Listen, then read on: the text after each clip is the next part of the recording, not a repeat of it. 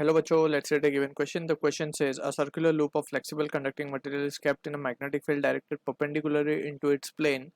By holding the loop at diametrically opposite points, it is suddenly stretched outward. Then option A given and no current is induced in the loop. Option B, anti-clockwise current is induced. Option C, clockwise current is induced. Option D, only EMF is induced.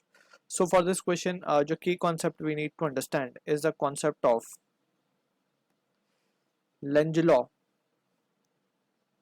So according to Lenz law, we can say जो EMF induce होता है by Faraday's law we have studied it is the rate of change of flux. Magnetic flux जिस rate से change होगा उस rate से ही EMF will be induced in the loop.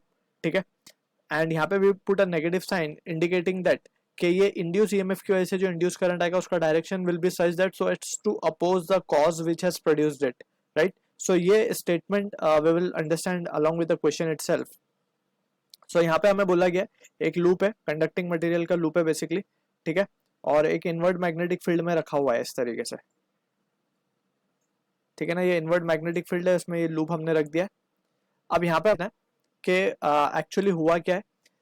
सबसे पहले तो हम ये देख सकते हैं कि फ्लक्स का फॉर्मूला, इंड्यूस ईएमएफ का formula it is E equals to minus d phi by d t. Minus sign यहाँ पे जस्ट डायरेक्शन शो कर रहा है. अब also we need to understand ये जो फ्लक्स होता है phi, it is given by the expression that is the magnetic flux, it is given by the expression B A cos theta. ठीक है, अगर हम मान लें यहाँ पे मैग्नेटिक फील्ड इनवर्ड है and area vector we also consider inward, so in that situation phi will be B ए.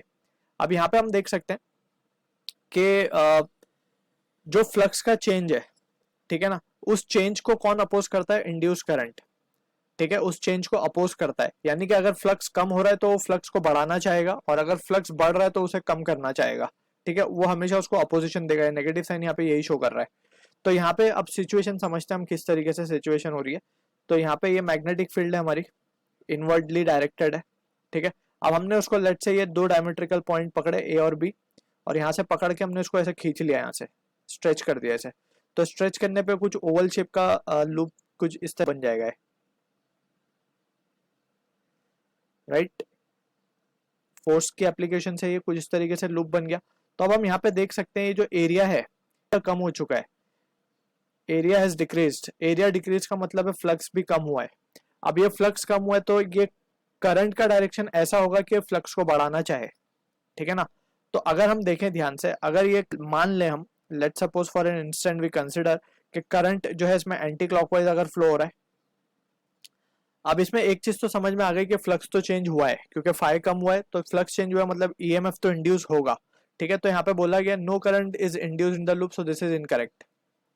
ठीक है, ईएमएफ इंड्यूस हुआ है मतलब करंट भी आया होगा. Only EMF induce, this is also incorrect. Induce EMF आएगा तो करंट भी आएगा. ठीक है ना. तो यहाँ पे अब ऑप्शन बी और ऑप्शन सी बचते हैं. अब एंटी क्लॉकवाइज के लिए अगर हम चेक करें, let's suppose this is the case where anticlockwise current is flowing. तो अब इन दिस केस अगर हम देखें तो मैग्नेटिक फील्ड ये खुद किस तरफ खुद किस तरफ प्रोड्यूस कर रहा है. तो हम देख सकते हैं by right hand thumb rule we need to curl the finger of right hand in the direction of current, so thumb will be pointing in the outward direction, यानी कि खुद मैग्नेटिक फील्ड बाहर की तरफ क्रिएट कर रहा है और एक्चुअल में मैग्नेटिक फील्ड अंदर की तरफ है, तो मैग्नेटिक फील्ड तो और कम हो गई. ठीक है ना. तो रेड वाले में हम लिख रहे हैं मैग्नेटिक फील्ड विल रिड्यूस, और मैग्नेटिक फील्ड रिड्यूस होगी तो फर्दर फ्लक्स विल रिड्यूस. लेकिन इसे तो अपोज करना है ना, फ्लक्स को जो अपोजिशन प्रोवाइड करनी है ताकि ये कम ना हो. तो खुद क्या करेगा, ये खुद एंटी क्लॉकवाइज में करंट ना प्रोड्यूस करते हुए इट विल प्रोवाइड और it will produce the current in the clockwise direction. अब क्लॉकवाइज डायरेक्शन में हम देख सकते हैं कि मैग्नेटिक फील्ड जो है अब इनवर्टली डायरेक्टेड होगी. अब इनवर्टली डायरेक्टेड होगी तो मैग्नेटिक फील्ड की वैल्यू क्या हो जाएगी, मैग्नेटिक फील्ड विल इंक्रीज और this will imply that flux will increase. और सिर्फ फ्लक्स को इंक्रीज ही करना है बिकॉज एक्चुअली में फ्लक्स डिक्रीज हुआ था. ठीक है ना, एक्चुअल केस ये था हमारा, एक्चुअल में फ्लक्स कम हुआ था तो उसे फ्लक्स को बढ़ाना है क्योंकि फ्लक्स का चेंज उसको वो अपोज कर रहा है. So from the options given option C will be the correct answer. Clockwise current will be induced in the loop. So I hope you understood the solution. All the best.